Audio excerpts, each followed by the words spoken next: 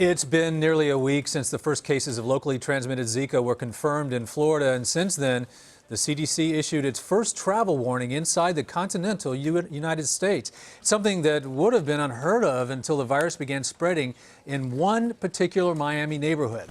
At least 15 people have been infected with Zika after contracting it from local mosquitoes. The CDC is warning pregnant women not to go to that area, and every pregnant woman in the state can get tested for the disease for free.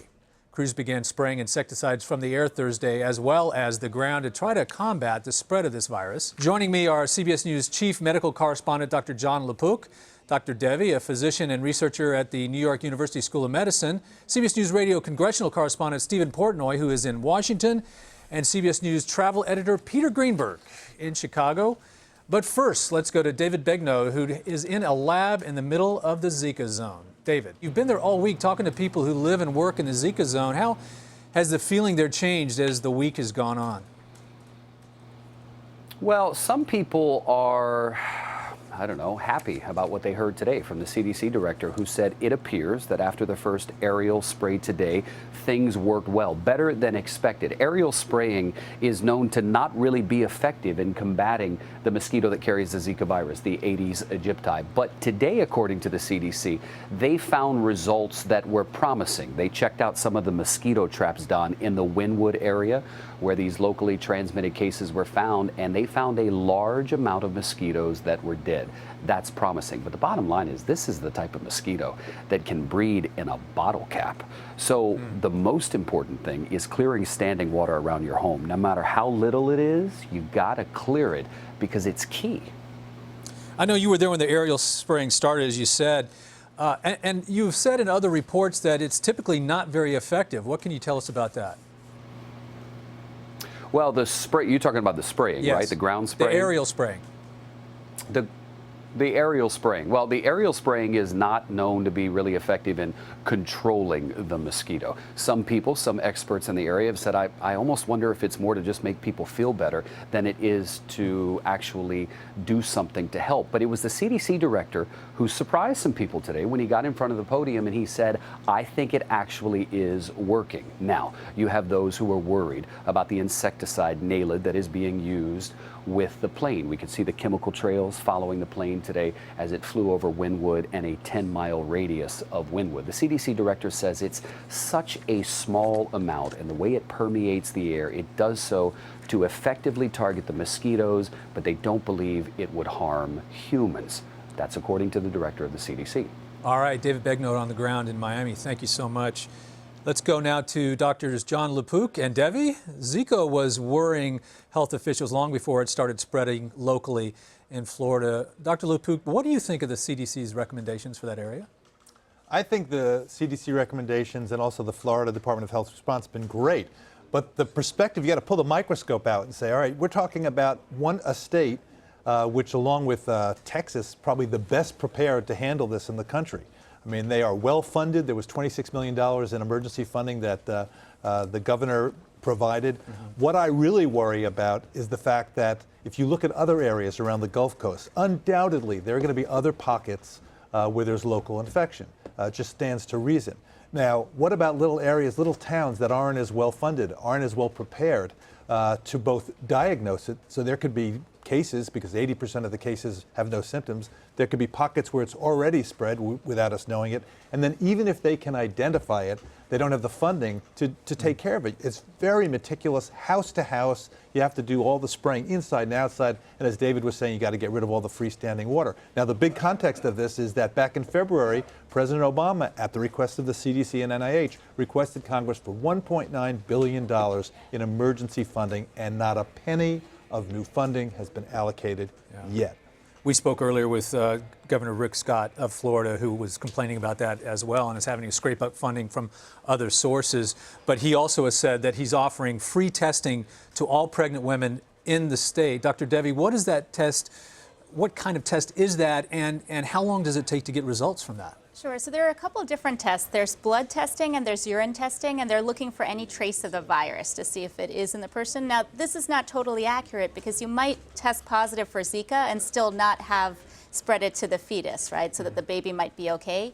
Meanwhile, you could test negative because you're outside of the window and still have a child born that has been affected by Zika. So there's a little bit of uncertainty there. One thing I think it is worth mentioning, so we've been spending a lot of time talking about how mosquitoes are spreading Zika to humans, but now the way that the CDC has sort of discovered that there's local spread is that they're discovering that humans have spread Human to human, yeah. exactly the Zika to the mosquitoes.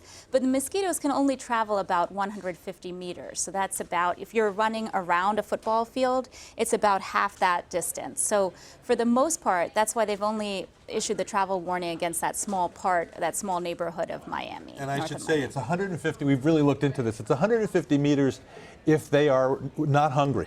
But actually in the literature they can go up to 800 meters. So about a half of a mile at most. And that's exactly the point, that they're, you know, in these neighborhoods, David was saying the importance of going and getting rid of the standing water. In your neighborhood, if people are wondering what they can do, you can create, you never get rid of all the mosquitoes, but you can significantly diminish the mosquitoes potentially by going just house to house with community efforts. And if there's an older person who can't get rid of their own standing water, do it for them. And just even on a selfish basis, create these little pockets of relatively low population areas with low amount of mosquitoes. And if we have a lot of these overlapping Venn diagrams, you can get an area that's better. Yeah, these mosquitoes aren't flying from Rio to the United States. No. They are in effect biting an infected human, and then they transmit that to another human. Theoretically, right? Exactly, That's what, within a small distance. Right. And then there's another thing happening now, which is that the humans get in a car and they're infected and they don't realize it, and they drive wherever, 10 miles, 100 miles, or they get in a plane and fly. So I think we're going to expect, we should expect to see some more spread. And hopefully the thought is, and this is what the CDC has been saying all along, is that, look, we have some experience with similar infections. So dengue and chikungunya have been spread by the same Aedes aegypti mosquito. Dengue outbreaks have been in the Keys, in Houston, in Hawaii, but they've been relatively local and able to be controlled. I'm curious now, this is a virus. Is it similar to smallpox in that it can stay in the body over years and potentially affect unborn children that haven't even been conceived yet, or do we even know if that's possible yet? Well, the thinking right now is that at least in women it takes about 8 weeks to clear it, and in men it takes about 6 months. So at least in terms of what the CDC is recommending, if you're thinking about starting a family and you're a woman, let's say you've been bitten by a mosquito in some high-risk area, you might want to wait 8 weeks before actually trying to conceive. And similarly, if you have a partner who's a male, you want to, and that person's been bitten by a mosquito or something, you'd want to avoid having sex, or have sex with protection for about 6 months to avoid the spread. It's been found in the semen for up to 62 days. Okay, but this isn't going to be like the shingles. In other words, for years later, you're going to have something that will come out of this experience. There's a little asterisk here. This is a question we've been asking over and over again, and I spoke to Tony Fauci, who's the head of infectious diseases for the NIH. It looks like it's in the bloodstream for about a week, sometimes up to 11 days. But then after that, the person should mount an immune response, and after that, they should be immune. Now, whether it's for how long, we're not sure. It should be years. But there's an asterisk, because this cockroach of mosquitoes, as Tom Frieden called it, is surprising us every day, and we're finding out new things. But I think the big people were worried that, well, what if my 7-year-old daughter gets infected when she's 23, and is there going to be a problem? And it stands to reason that that should not be a problem. But again, we don't know every single thing yet. Do you think that these efforts will cut back on the number of people who contact or get Zika, the get rid of standing water and the spraying and all? Are you optimistic about this? It might decrease the rate of spread, obviously, if we get rid of all these risk factors or can kind of modify them to some degree. But of course, as more people get infected, there is more chance that even more people will begin to contract Zika. We have better health system than Brazil and than Latin America. So again, people are not expecting it to be as widely spread here. But there's a lot we don't know. And when people say we're not Brazil, I went to the 5th Ward in Houston. It's like Brazil there. I mean, there are, and we did a report on the evening news with that. You see screens that are broken. You see tires by the side. We saw one television set with water in it and these little plastic cubicles. There were, and Dr. Hotez, who's Peter said to me, this is like a nirvana. This is like heaven for these mosquitoes, because it's like a mosquito hotel. Well, and just on a positive note, so at least in Brazil, when it started, they didn't know. they didn't know what was happening. So it was only when they saw the babies born with microcephaly that they became aware of a problem. Whereas here, at least, we have a lot of advance warning about what's happening and can try to do things to stop it. And isn't it sad? I know you're going to go, but isn't it sad that with all that advance warning, we did not get ahead of it? We did not get the funding. We did not get out there and Congress destroy is all in those recess mosquitoes. right now, too. President Obama on Thursday addressed the newest Zika cases and called on Congress to act. Congress needs to do its job. Fighting Zika costs money. Helping Puerto Rico deal with its Zika crisis costs money. Research into new vaccines.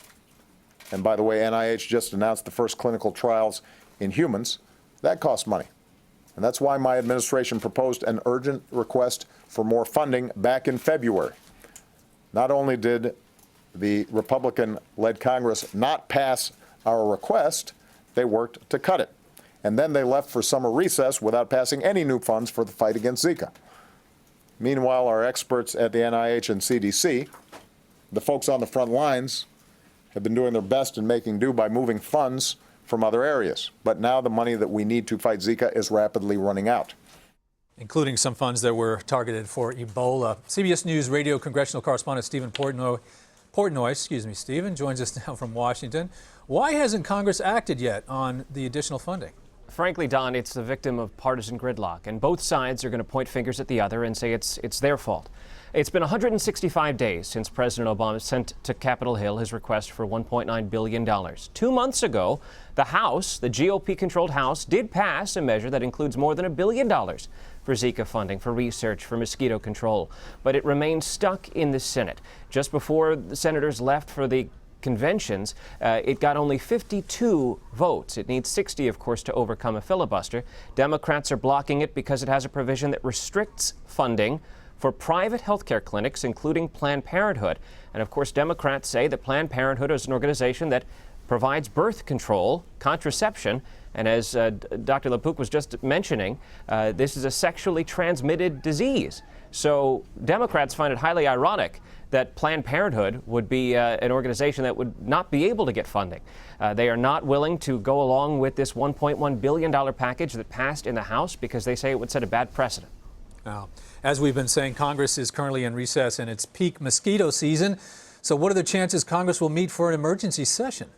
Very, very unlikely. Congress is not due back until September 6th, after Labor Day, a month from now. Technically, tomorrow morning at about 7:45 a.m. Eastern Time, the Senate will convene what's called a pro forma session. They will gavel the Senate in and they will gavel it out. Technically, at that time, the Senate could take up the $1.1 billion House-passed package and send it to the president's desk by midday tomorrow.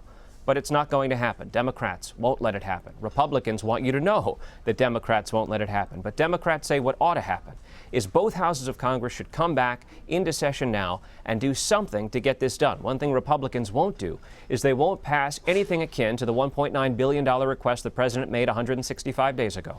And they won't pass a clean bill. That is one that is not offset with cuts elsewhere in the budget, and one that's not a part of a bigger, broader appropriations package. For example, the one that passed the House is tied to VA and military construction. All right, Steven Portnoy in Washington, thank you so much. So Congress is in recess, they're not going to do anything. Does this stand a risk that this could actually spread outside of Florida without taking larger action? Oh, no doubt. It will spread outside of Florida. I think it's magical thinking to think that it's going to be just in one area. We have places like Houston, we have places along the Gulf Coast that should get isolated areas.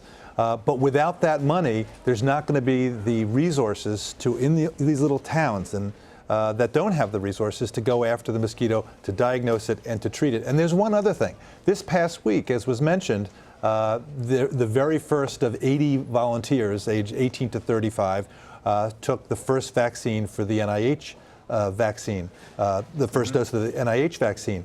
These are men and women, not pregnant, but at an age where they could be thinking about it. The phase 1 trial is just for safety and to see if that elicits an immune response. If, in other words, if it primes the person to be able to fight Zika if they're exposed to it. That costs maybe a couple of $1 million per Dr. Fauci. The second phase is supposed to start in January, and that costs more than $100 million. And you can't just start it up in January. You need to start prepping and doing preparations right now. So Dr. Fauci said to me, this whole thing could stop. The vaccine development could stop unless there's funding All now. right. Drs. LaPook and Devi, thank you so much for joining us.